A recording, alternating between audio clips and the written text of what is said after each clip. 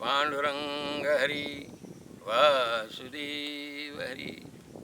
प्रिय भक्तों, हमने गत प्रवचन में एक संत की बड़ी पवित्र वाणी, बड़ा पवित्र प्रवचन जो हमने सुना था, जो हमको अच्छा लगा था, अमृत तुल्य लगा था, जीवन का उद्बोध उसमें दिखाई दिया था, जीवन का अमृत रस उसमें दिखाई दिया था, जीवन को परिवर्तित करने का उसमें ज्ञान हमको दिखाई दिया था। इसलिए उस संत की सेवा, ये गत प्रवचन का पुष्प वही संत के चरण में मैं समर्पित करके आगे अपने सुख की बात करने के लिए आगे चल रहा हूँ। तो प्रिय भक्तों, इतना समझो कि हमारा कुछ चिंता नहीं है। भगवान हमसे कुछ नहीं लेता है, कुछ मांगता नहीं है, कुछ नहीं मांगता, उसको कुछ नहीं चाहिए।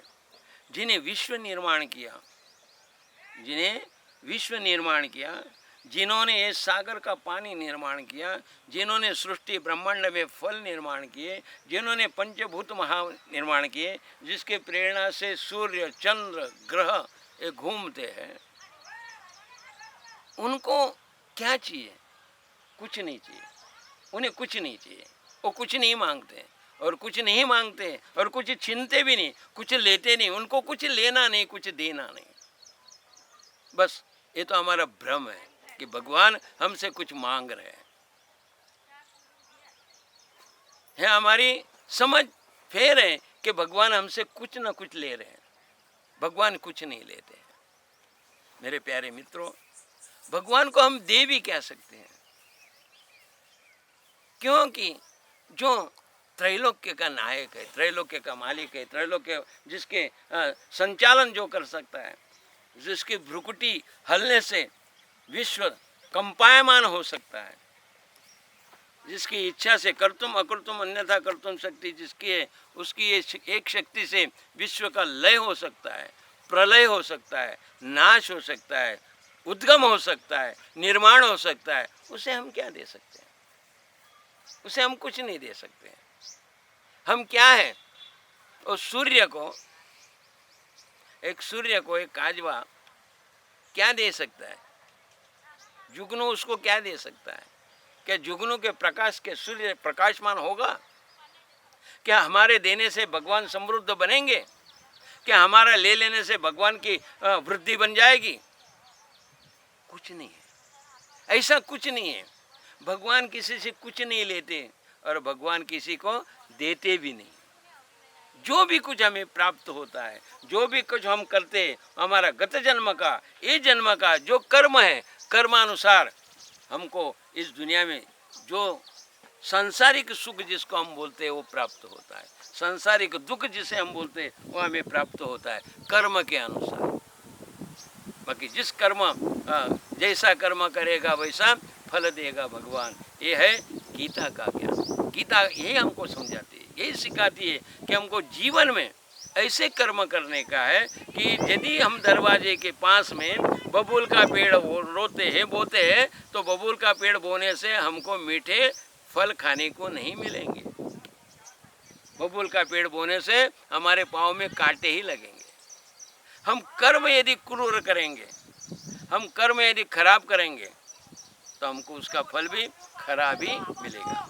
मांडवी नाम के ऋषि थे, और मांडवी नाम के ऋषि एक महान ऋषि थे, बड़े तपस्या रहते, बहुत तपस्या रहती, बहुत तपस्या रहती। एक दिन घूमते घूमते घूमते एक नगर में चले गए और एक जगह पे समाधि लगा के बैठे।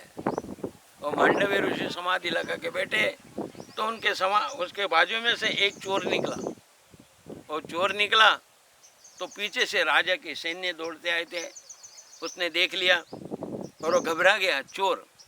उसने सोचा कि यदि मेरे पास में राज तिजोरी का धन यदि ये उनके सेना को मालूम दिख जाएंगे, उनके सिपाहियों को दिख जाएंगे, तो मुझे पकड़ के लेके जाएंगे। हो सकता है राजा मुझे फांसी चढ़वा दे। खुद की जान बचाने के लिए वो साधु के पास में चुराया हुआ धन वो मांडवी ऋषि के पास में डाल के वो चोर भाग गया। पीछे से वो राजा के सिपाही पहरेदार आए, उसने वो धन देखा और बोला कि ये चोर कितना स्वांग करता है, साधु का रूप धारण करके चोरी करता है, इसे पकड़ लो। उसको धन के साथ में पकड़ के राजा के सामने लेके गए। राजा के सामने ले जाने के बाद में मैं क्या कह रहा था कि कर्म के अनुसार फल प्राप्त होता है, वो किसी को नहीं चुकता है। ये बात अपनी चालू है, वो मैं आपको समझा रहा हूँ। तो वो मांडवी ऋषि को लेके गए। लेके जाने के बाद में ऋषि राजा के सामने खड़ा हो गया। सिपाहियों ने कहा कि महाराज इन्होंने अपने तिजोरी में से चुराया और माल मत्ता के साथ में इसको पकड़ के लाया। राजा ने कुछ विचार नहीं किया। राजा क्या बोला है, इसने साधु का वेश धारण करके चोरी करता है, इसको सूली के ऊपर चढ़ा दो। सूली के ऊपर, यानी सूली के ऊपर, यानी फांसी और सूली दो चीज थी पहले के जमाने में। इंसान को मृत्युदंड देने के अनेक उपाय थे, उसमें से ये दो प्रकार थे, एक सूली और एक फांसी। फांसी यानी दोरी गर्दन में लटका के लटका दो और मर जावे, वो फांसी थी।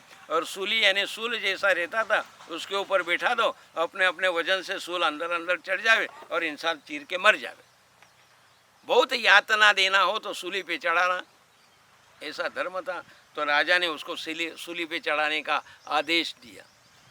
मांडवी ऋषि कुछ नहीं बोले, उठा के उनको सूली के ऊपर रख दिया। उन्होंने बोला कि क्या होता है देखते हैं, क्या होता है देखते हैं। सूली के ऊपर चढ़ाया, लेकिन सूली उनको चुभी नहीं। उनको थोड़ा तकलीफ हुआ, लेकिन चुभी नहीं। एकदम फिर एक ने देखा कि राजा को बोला, महाराज ये तो मांडवी ऋषि है, आपने क्या कर दिया? यदि उनका क्रोध भड़क जाएगा तो आपके साथ में सब नगरी को जला देंगे। मांडवी ऋषि का नाम सुना, राजा घबराया, हाथ जोड़े, माफ़ी मांगी, पाँव पड़ा। ऋषि बोला ठीक है, तूने किया वो ठीक किया, लेकिन ये हुआ क्यों? ध्यान लगाया। ध्यान लगाने के बाद में यम राजा को बोला, चित्रगुप्त को बुलाओ और मुझे इस सूली पे क्यों चढ़ना पड़ा, इसका कारण बताओ, इसका कारण बताओ। तो यम राजा ने कहा, प्रभु गत जन्म में आप बच्चे थे और 4 साल के बच्चे थे आप, तब एक तितली उड़ रही थी और तितली को आपने पकड़ लिया।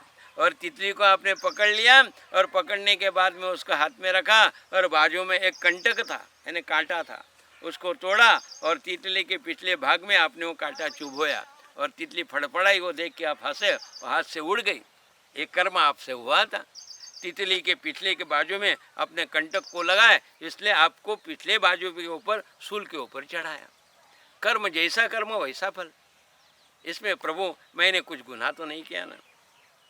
मांडवी ऋषि पूछते हैं कि यमराज को, यमराज मैं कितने साल का था? तो बोले 4 साल के थे। तो 4 साल का बच्चे के हाथ से हुआ अपराध, क्या अपराध गिना जाता है? चित्रगुप्त ने कहा, महाराज यहाँ पे भूल हो गई। वो अपराध को हमने अपराध गिन लिया, लेकिन वास्तव में वो अपराध नहीं होता है। तो भी मुझे सजा हुई, उसका क्या? इसलिए मांडवी ऋषि ने यमराज को श्राप दिया। क्या श्राप दिया? कि तुमने मेरा जो अपमान किया सूली के ऊपर चढ़ाने के लिए, इसलिए तुमको पूरा जन्म अपमानित होकर रहना पड़ेगा और दुष्टों की सेवा करनी पड़ेगी। ये मेरा श्राप है। और वही यमराज विदुर जी के रूप में उन्होंने जन्म लिया और विदुर जी के रूप में आए। दुर्योधन ने एक एक क्षण क्षण में उनका अपमान करते थे और अपमान करके उनको दास्यत्व उनको करना पड़ा। ये जो कथा है हमने ये बताया कि इस दुनिया के अंदर, इस भूतल के अंदर, इस ब्रह्मांड के अंदर भगवान किसी के ऊपर अन्याय नहीं करते, किसी को ज़्यादा नहीं देते, किसी को कम नहीं देते। उसके कर्मानुसार उसको फल प्राप्त होता है। यदि हमको अच्छा फल प्राप्त करने की इच्छा हो तो हमें अच्छा कर्म करने की सुविधा भगवान ने प्रदान की, वो हमको करना चाहिए। और यदि हमको बुरा फल चाहिए तो हम बुरा कर्म करें, इस कर्म के अनुसार हमको प्राप्त होगा। और एक अच्छा कर्म करने की जो बुद्धि है वो बुद्धि हम भगवान के चरण में समर्पित कर देंगे तो हमको भगवान के प्रति विचार निर्माण होंगे और उसके प्रत्यर्थ प्रत्यर्थे ही हम सब कुछ करेंगे। भगवान प्रसन्न प्रत्यर्थे अहम भगवान भक्ति करिष्ये, ऐसा हम करेंगे तो भगवान की दया अनुकंपा कृपा निश्चित प्राप्त होगी। प्रेम से बोलो राम कृष्ण हरि पांडुरंग हरि वासुदेव हरि।